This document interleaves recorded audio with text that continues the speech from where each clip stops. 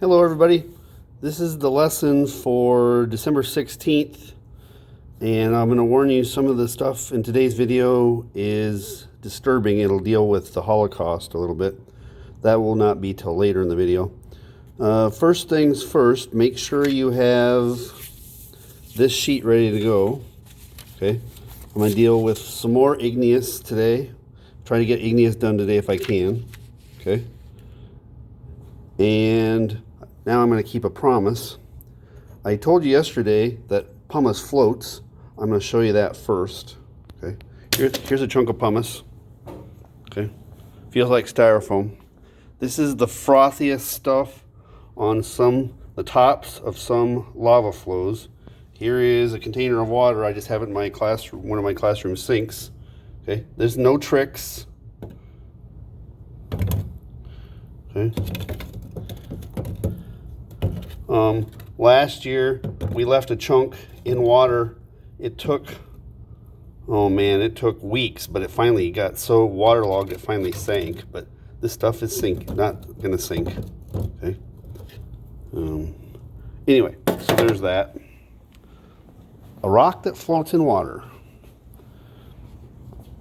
All right, so we're gonna write a little bit more on this graphic organizer sheet, and you'll have some other notes on a regular piece of paper. I'm going to put the camera back on the stand.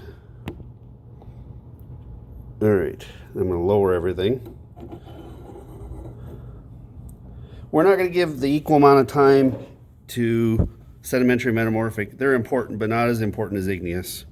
All right, so I'm just doing a little review here. Granite is the most important, okay? It's an igneous rock. It cools inside the earth. It gets big enough crystals to be quite visible. Like that.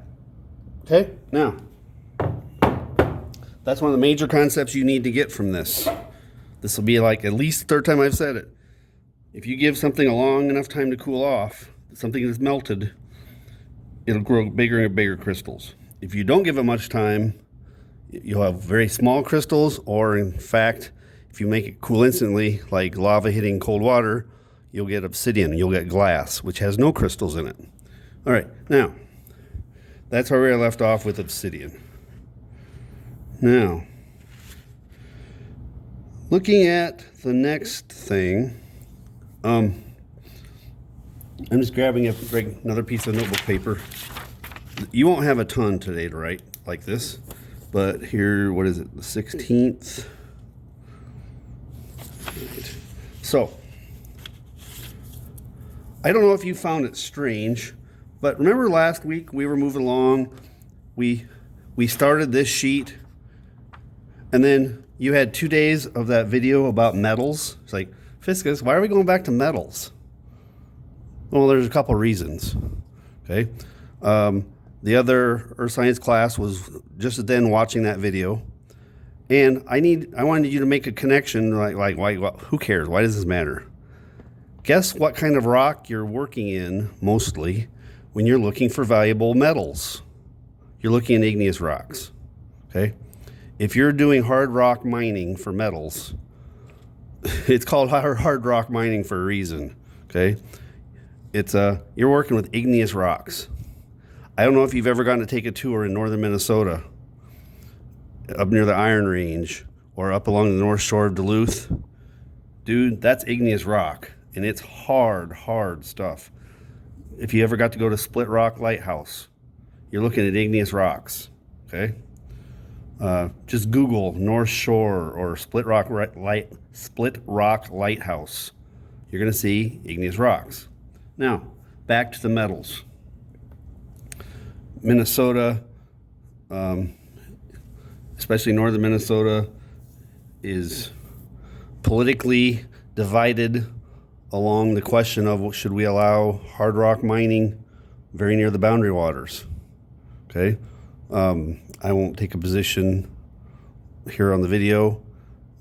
There's supposedly $1 trillion worth of valuable metals available in that rock, but are we willing to pay that price? Anyway, the metals are found in that igneous rock because they're trapped in the magma that rose to the surface. If you could dig deep into the earth as easily as in a video game, you could be fabulously wealthy from the metals you would be able to find. Gold is just one of them. There, palladium, platinum, all kinds of very, very valuable metals are deep inside the earth. The places where we mine them are where igneous rock brought that valuable stuff up to near the surface where we could find it. All right. Now, I'm looking at my to-do list. I'm going to give you a short video clip. It's less than 4 minutes long. I'm going to have you watch some people melt some rock like this. This is igneous rock from a lava flow. They melt it very, very high temperatures, and they pour it in cold water, and they make obsidian. This stuff. Okay, that's cool. That'll be a short video clip. So I'm going to make sure I leave you enough time. I'm already at 6.5 minutes. All right, so I'm going to write down that summary of the brief discussion I just had. Why did we watch metals last week?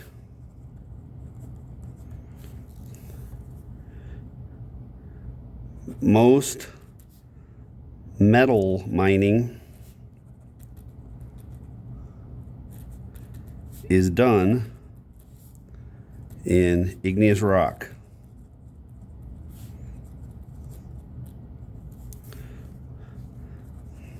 Metals are often found mixed with minerals like quartz. If you're looking for gold, you don't spend your time looking for gold, you look for quartz. The quartz often has gold in it. Metals are often found mixed with minerals like quartz. Okay? Quartz is one of the ingredients in granite. All right. Next thing. I'm going down my to-do list. Okay? Now, I'm at 8 minutes, and I'm going to see if I can keep this story short enough.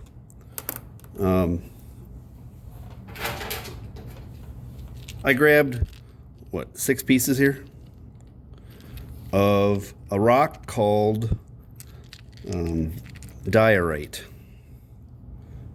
Okay, I'll bring it up close so you can see it. It can be described as like a salt and pepper. Okay. Obviously, you can see the crystals in it.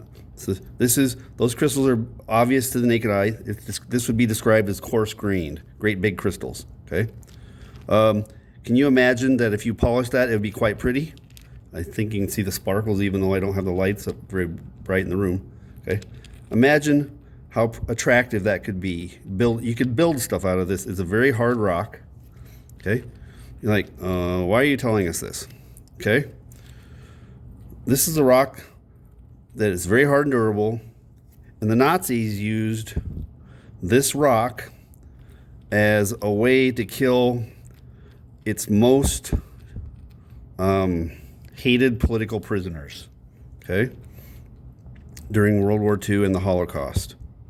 Okay, the prisoners deemed most dangerous to the Nazi political system were sent to a death camp, work camp, called Mauthausen, and I'll show it to you in a little bit, okay?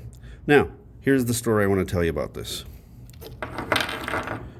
One of the most memorable things I ever did in my life was take a class on the Holocaust at Hamlin University up in St. Paul. It was a summer class. Part of the class, it was kind of expensive. The main part of the class was a flight to Washington, D.C., where we spent an entire day as a group at the Holocaust Museum. The class tuition paid for the professor and the ticket to the museum and our own chartered jet. We filled a jet full of students who wanted to go to the museum, and we spent the entire day at the museum. It was a chartered airplane. The pilot, co-pilot, and flight attendants also went to the museum with us. I'm not sure if the bus driver did. Anyway, it was an emotionally exhausting day. It was incredible.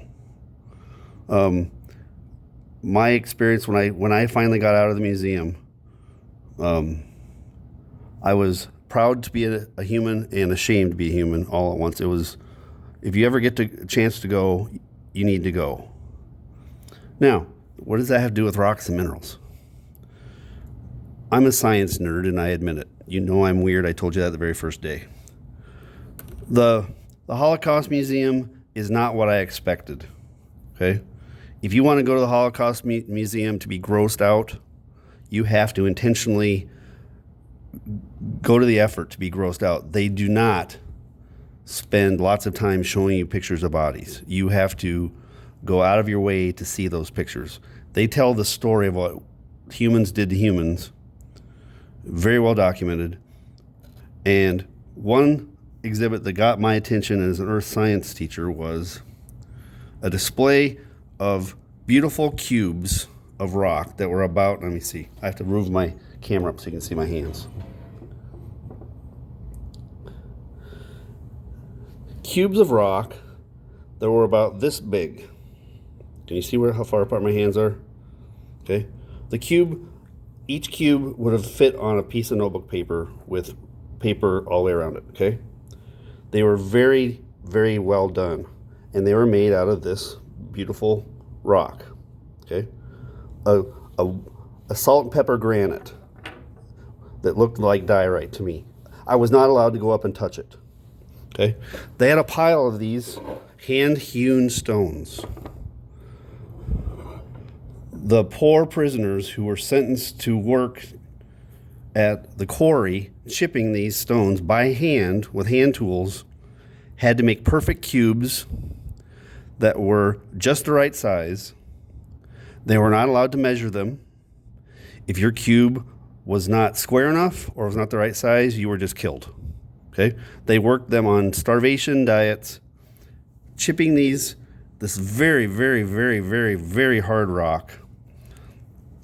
And these poor starving men would then be forced to carry these cubes on their backs up a dangerously steep staircase called the Stairs of Death. That's their name.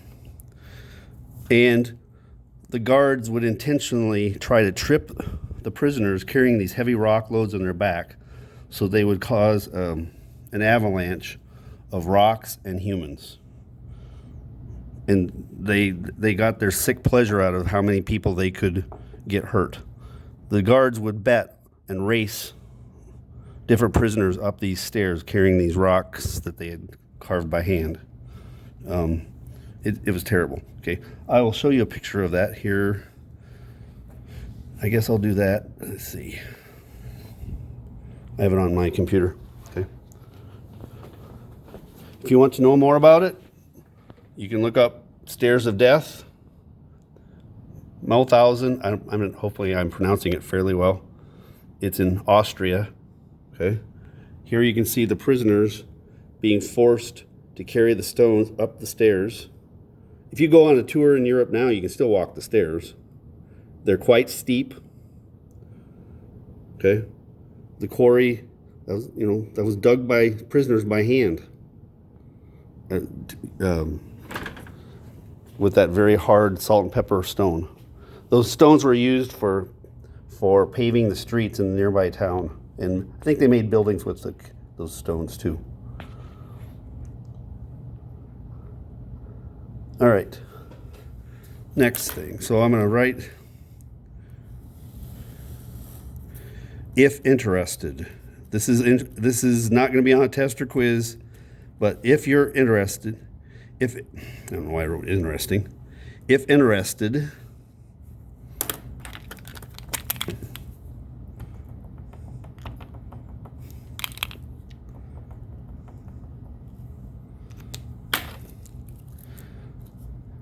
Google Stairs of Death.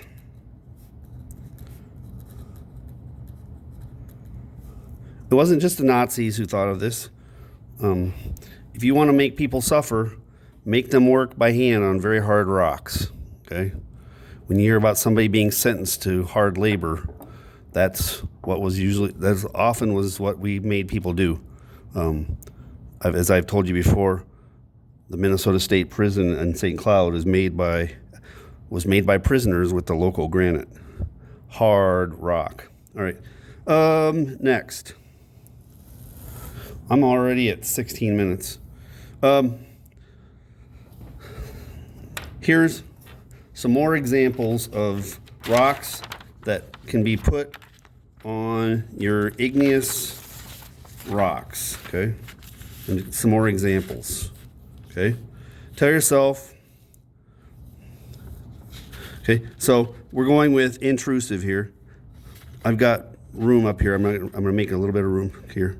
So write diorate, Diorite,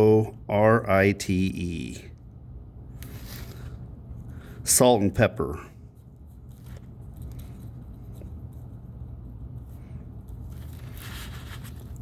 that's this stuff, okay? It's intrusive because you can see big crystals in it, okay? Now, imagine if you changed the recipe so it wasn't so much salt and pepper, it was more like pepper and salt, okay? Here's what I'm talking about. Can you see this one?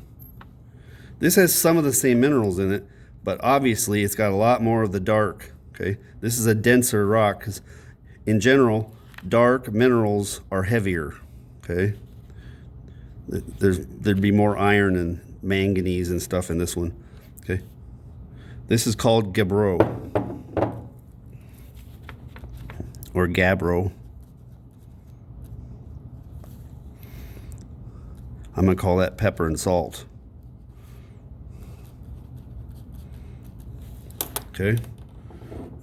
They're both cousins. Both of these are cousins to granite. They don't have the feldspar that makes granite so pretty. Because this is like white and black. This is mostly black with a little bit of white. This is black and white and pink and gray. Okay. All right. All of those were intrusive. All right. Now, we just added 6 whole words. Next thing. I need to give you a reminder of things that are due, okay? I haven't had very good success getting you guys to turn in the 5 pictures of igneous intrusion rocks yet, okay? That's due on the 22nd, but you please don't make me do that all at the last minute. Please do them now before snow covers them up, okay? So, please find 5 different rocks with igneous intrusions. That's due in a week. Fine, this rock's in my way. Okay, fine. These are all over town. If you know where Frank Hall Drive is, the south part of Albert Lea, if you drive the south end of South Shore Drive, where you're kind of getting down by Halverson, okay, in Todd Avenue, that area. If you go to the south end of South Shore Drive, Frank Hall Drive, the south end of Frank Hall Drive, you can find on the lake side of the street the house that has a stone wall where every single rock, hundreds of them, every single one of them has igneous intrusions. This is due 12/22. Okay. All right. And the last thing, I won't put her name up, but one of your classmates went to Devil's Tower last summer. Okay. Let me give you a little bit of an idea of the scale. I don't know why I got the stupid mouse pointer there, but anyway, if you go to Devil's Tower, Wyoming, there's a hiking trail around up here. It takes you 45 minutes to walk around that thing. It's the size of the base of Devil's Tower is the same size as walking around Fountain Lake. Okay? Does that help you imagine how big that is? Okay? Let me put that a different way. I'm going to try to do this with a pen. Remember the gross story I told you yesterday about bloody nose and the scab inside your nose. This is the scab. The volcano was up here, but it was softer material that was eroded away. Sorry about the light reflection. All this stuff has been removed by weathering and erosion. This is the harder stuff, the igneous rock, and that's all we see now. The nose is gone, but the scab remains from the last bloody nose. All right, so let me see. Try to get caught up. I'm available to help with anything you're missing. Okay, you have no excuse for not being able to get caught up. Okay, all the videos are available on YouTube. Okay, and you have a teacher available by email. I'll quickly respond to stuff you need, and you can get your stuff turned in no matter how late it is. But the end is near. All right. Contact me if you have any problems.